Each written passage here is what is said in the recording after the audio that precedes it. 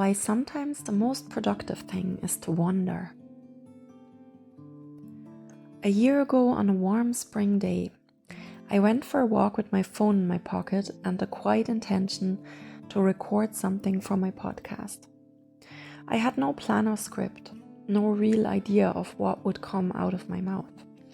I just knew that sitting at my desk had made me feel stuck for days, and walking usually loosens something in me. What I didn't know then, and what became clear only later, is that wandering physically and creatively can be the most productive thing we do. Not productive in the traditional sense, but productive in the way that lets us reconnect with our own voice, our intuition, and the reasons we create in the first place. Just a week earlier, I had recorded one of my favorite episodes of that season, 7 Ways to Create Content from Flow.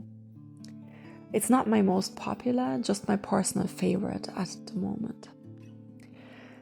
I'd managed to weave structure and intuition together in a way that felt effortless.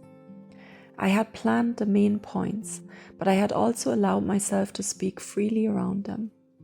When I finished, I thought, yes, this is it. This is how I want all my episodes to feel. Which of course meant that the next time I sat down to record, I immediately put pressure on myself to reproduce that exact feeling. The same clarity and flow, the same value. And that pressure completely blocked me. I felt like I needed to know the takeaway before I even pressed record. I needed to justify the episode, solve a problem, offer something useful. And the more I tried to force a structured idea into existence, the more unnatural and stiff everything felt. This happens to so many of us. We make something good and suddenly we believe that's our new baseline. But creativity doesn't work like that. It cycles, it expands and contracts. And sometimes the most honest, fertile moments happen when we stop trying to be helpful and just show up as we are. I actually did try to record an idea that day. I remember talking for maybe a minute and then stopping mid-sentence because it felt wrong. I could hear the hesitation in my own voice, the overthinking. It wasn't flowing, and instead of pushing through, I stopped. And the moment I stopped, I realized this isn't a problem, this is information. Our creative signals are subtle. Resistance, heaviness, hesitation, but they're also incredibly wise. They tell us when we're trying to make our creativity behave instead of letting it breathe. They tell us when something needs to be lighter, simpler, or more intuitive. So I did the opposite of what I usually do. I walked away from the point of the episode and just started talking to myself in German, my native language, for a while, just to loosen things up. And strangely, it helped. It was the first sign that I didn't need a plan that day. I needed space. When I finally switched back to English and hit record again, I didn't aim for usefulness or clarity or any kind of structure. I simply talked about the walk, about the wind, about how strange it felt to record without a goal. And it felt surprisingly good, honest.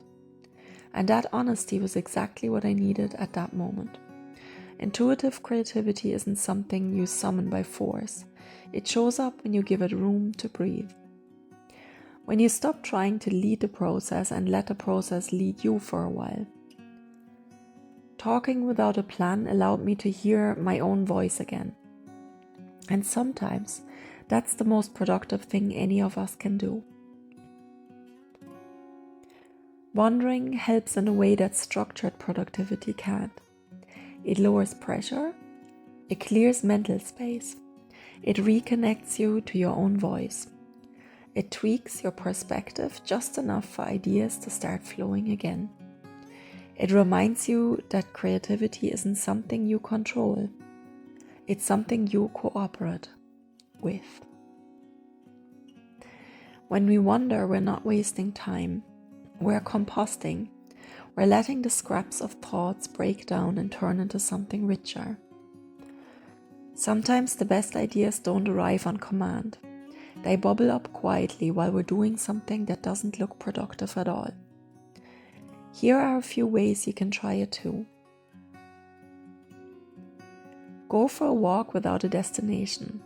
Let your mind drift instead of trying to solve something. Record a voice note just for yourself. Don't aim for clarity or coherence. Just let your thoughts spill out. Switch environments. A different room, a different path, a different language if you speak one. Sometimes that's all it takes.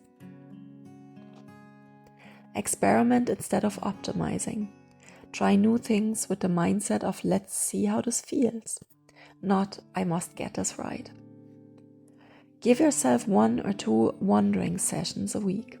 No goals, just space. These small shifts can make your creative practice feel lighter, more playful and more sustainable. Wandering is part of the work. You don't always have to know where you're going. Let yourself be surprised.